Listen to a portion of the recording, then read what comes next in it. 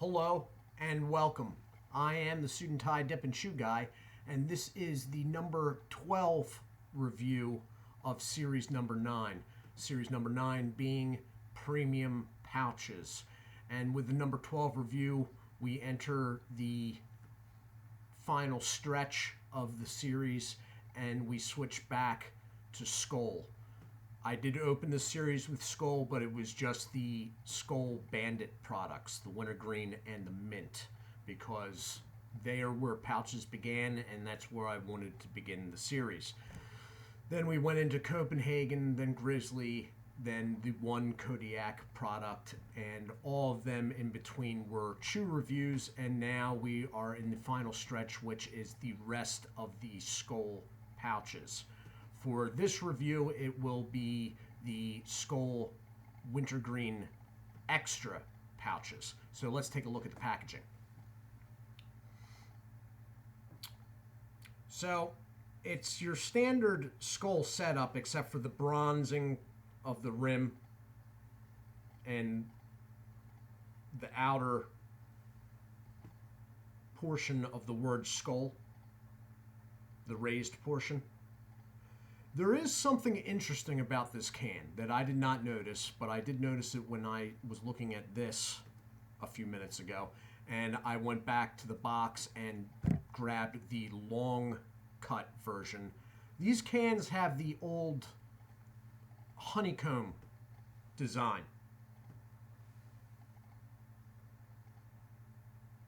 in the border. And the long cut version did as well, and I completely missed it at the time. The other interesting part of this is, and I do not have experience with them because I had no thought of even getting a pouched product when the spearmint pouches were out, but if you look at the top, these are on both of the extra pouched products flavor flow pouches.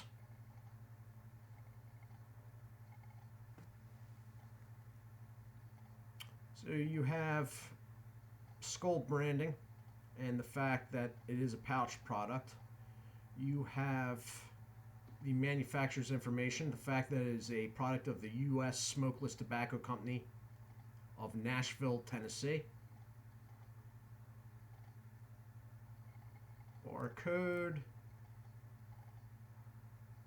Branding up top with the fact that it's pouches and extra wintergreen. You have the scrunched U.S. Smokeless warning label.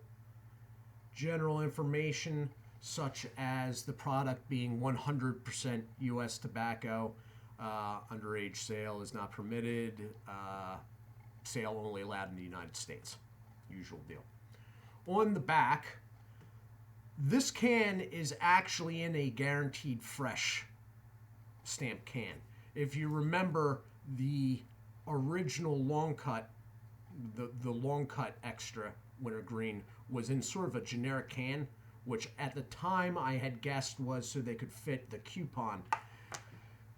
This one has the coupon, but it is in a guaranteed fresh stamped U.S. smokeless can. But the coupon it's too big. That was the reason why they put it in the generic form can. That must have not played well, I guess, maybe. So they went back to the guaranteed fresh stamped can, but the coupon sort of sits over the inner sunken part. So it's sort of like sitting on top there with a bubble underneath. And they've put a sticker with the sell-by date, which in this case is March 21st or 31st, 2019.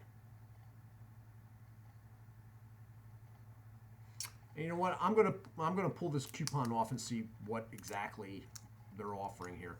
I'm having a feeling it's $1 off a can, and it is.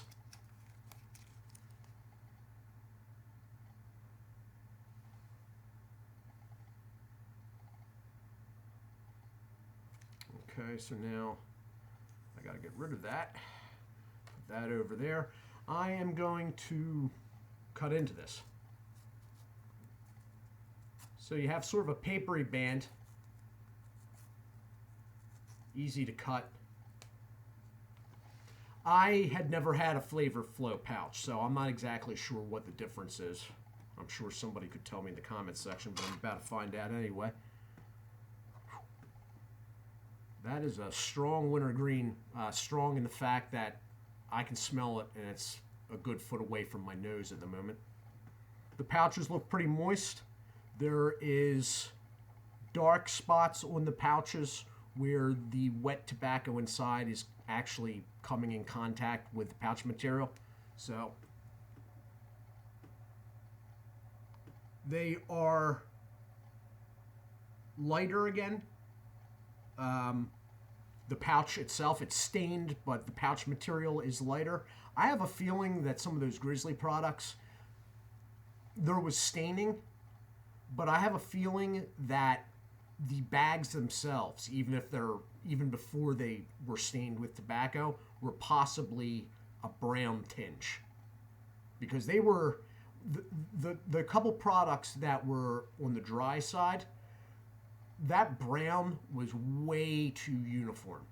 I mean, I think I showed one in one of the videos. I'm not quite sure if you picked it up so much on this camera, but it was a really, really uniform brown. And at the time, I thought it, but I didn't say it. I think they were using brown pouches. That's what I think. These are not. These would have been white at some time, and that is just a natural staining of the pouch material. I'm going to throw two of these in. I'm going to hit the pause button. All right. They look like the normal Skoal pouches as I remember them. There's no real difference visually between what I remember Skoal pouch to look like and these quote-unquote Flavor Flow pouches. I'm going to put two in on either side, and I'll be back in a minute. Yeah, they're very, very wet. All right. And I'm still here. And I am back. Okay. Again, the extra from Skoal I like, okay? They were really the only Skoal products that played well with me in the long cut series, which they would have only been in the mint and the wintergreen long cut series. And it's a shame because they're the only two extras left. I actually used to like the rich blend, the extra rich blend, and I was okay with the crisp blend, but they have their history, evidently. These, I don't know how many times I've said this now in the course of 5 months, but I am not a wintergreen guy, but this is a very, and the long cut version was too, but I don't know if I described it as such. It is a very refreshing wintergreen. There's no dark tobacco undertone. It's sort of nice. It's not real sweet, but it is sweeter than, let's say, the Grizzly products. Not as sweet, I don't think, as the Copenhagen. There is a little bit of a burn, like a wintergreen burn, and I'm sure some of it's nicotine absorption. This will be, I'm guessing, a lower nicotine level product, as most of Skoal's line is. The pouches are good sized. There does seem to be a lot of flavor. I don't want to say that's because they're Flavor Flow pouch. The pouch themselves doesn't look anything different to me. That said, I have not seen a regular Skoal pouch for a while, but I'm guessing they're fairly close to the Copenhagens. And from what I remember, they are. The material of the pouch may be somehow thinner. I don't know. If anybody knows about Flavor Flow pouches and what the actual difference is, drop a comment, I guess. This product, though, as wintergreen goes and as pouches go, this is all right. I got two in. I doubled them up front. Started getting a little too stingy, so I slid it around the side. All right. The flavor's good. It's sort of a light, crisp, refreshing wintergreen. There's nothing dark, undertoned about it. It's very moist. juices are going. For a pouch product and me using a pouch product, juices are going. Pouches are good size. I mean, 2 of them will feel like something close to the smaller end of the spectrum dip that I put in. Now, you know what? I did not take a count. I'm guessing... I don't know. I'm guessing they're the same as the Copenhagen, right? 15? Let me hit the pause button. I'll take a count real quick. Okay, I am back. Like the Copenhagen and sort of what I would have guessed, it is 15 pouches to a can. Grizzly has the upper hand, right? And the Kodiak products have the upper hand on that. It's just better having 18 pouches because if everybody takes 2 pouches at a time. I don't know why you wouldn't. And having 18 gives you 9 dips. This, it gives you 7, and you're left with 1 pouch, which is going to feel like nothing in your lip. So Grizzly had a better idea. American Snuff has a better idea with that. Now, the Skoal Bandits come 20, which would give you double up 10, but you sort of need to put like 3 or 4 of them in because they're thinner. So it's quality packaging. All right. Can and lid. It looks fairly well. The Skoal cans, in my opinion, look better with the silver rim. It's not like the Grizzly. The Grizzly products look better with that thin rim being bronze instead of silver. The Skoal products, I think, look better. But it does help you differentiate because the pouches is pretty, especially on these green cans and how it gets darker towards the end. And now they've made it busy with the honeycomb and whatnot. It's sort of hard to see whether they're pouched or not. So you're looking bronze for pouches, and long cut is still the silver. Okay. All in all, this has been actually, in all seriousness, a pleasant experience. Not something I would buy outside of reviewing, but something I won't mind reviewing next time it comes around, whenever that is down the road. So, nicotine's low, but flavor's good. Moisture level's good. Packaging is good. Spit's all right. I mean, for a pouch product, me and pouch products, I don't spit a lot, but I have been spitting with this.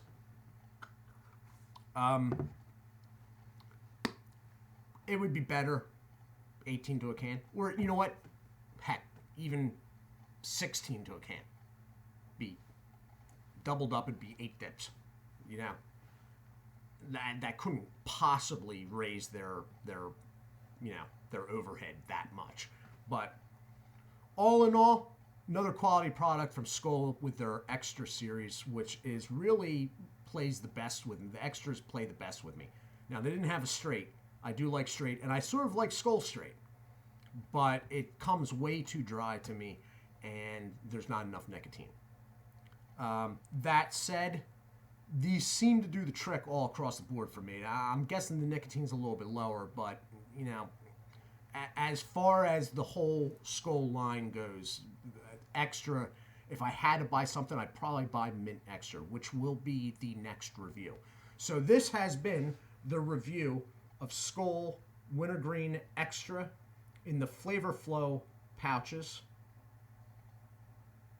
It's all right. I can dig it. Again, let me just show you because I missed last time. There are 15 to a can, and they're pretty tasty. I mean, it would help more if I loved wintergreen, which I do not. But as far as wintergreen goes, this is all right. I am the Suit&Tie Dip&ChewGuy. Do check out Berg's Dip Reviews, Winnington Outdoors, Dirty Pat Walsh. Dirty Pat Walsh. Sorry, Pat.